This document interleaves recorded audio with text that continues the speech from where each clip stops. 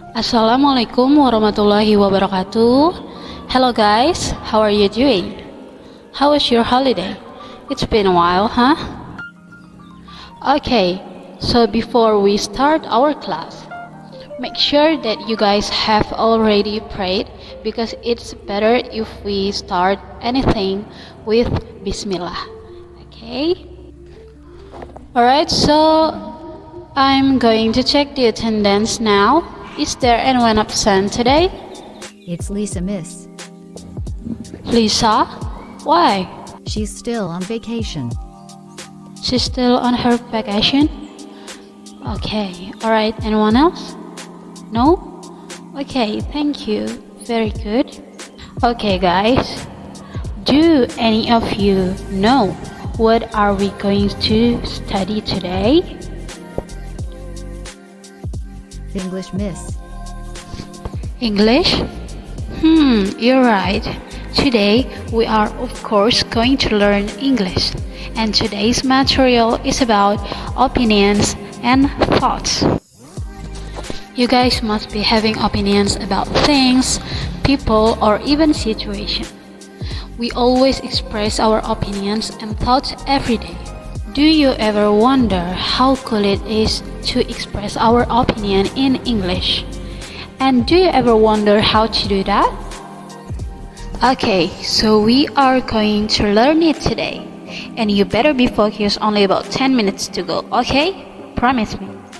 When we are negotiating, expressing opinions, or simply chatting with a friend, we often have to agree or disagree with the other person. Also, we don't want to make a fight out of this, so we must know how to show empathy with different opinions and also disagree without sounding aggressive.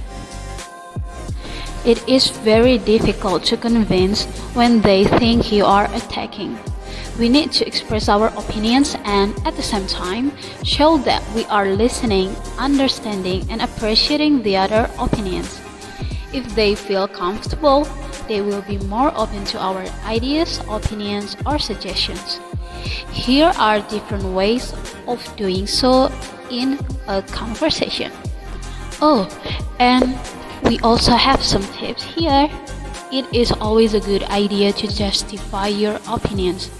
Don't just say, I agree or I disagree, but say it, I agree because I think that, and you can explain your reason after that. Also, when we are expressing our opinions, we have to make sure that we don't attack them, like what I said before. And now look at the pictures.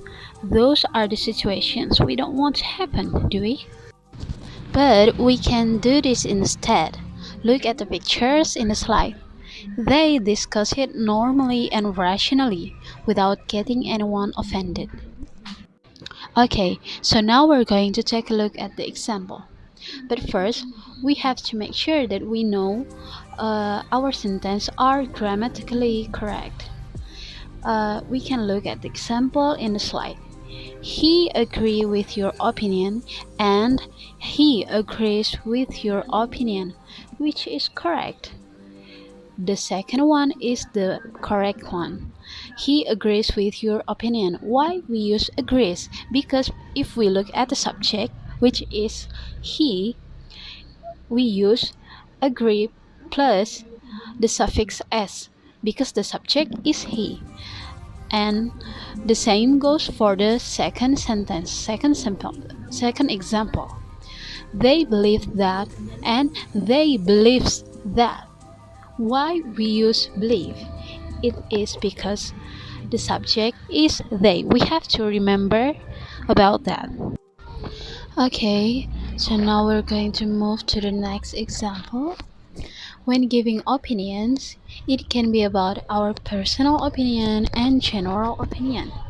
When we want to express our personal opinion, we can say that I think, I believe that, or in my point of view, and we can explain our reasons after we say the sentences.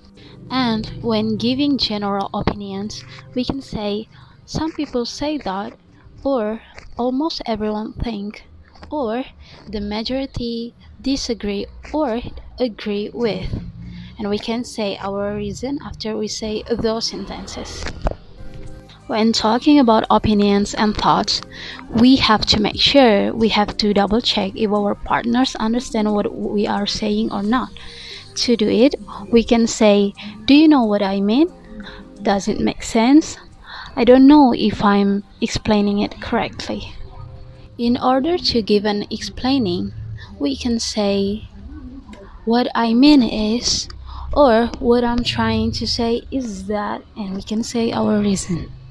Besides giving opinion, we also often ask for it. For asking for opinion, we can say that, "What's your idea? Do you agree with that? Have you got any opinion about it? Do you have anything to say about it? Is that right? What do you think about it? Is that what you think? What is your opinion?" and many other. And when talking about opinions and thoughts, we often agree with our partner's opinion, and when we agree with them, we can say, "Of course, you're absolutely right. That's true, exactly. That's a very good point. I hear you. I think you're right. Yes, me too."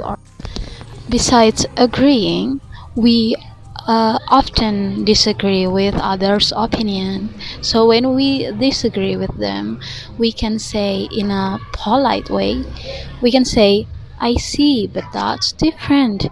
Sorry, I don't agree with you. I don't see it that way. That's not entirely true."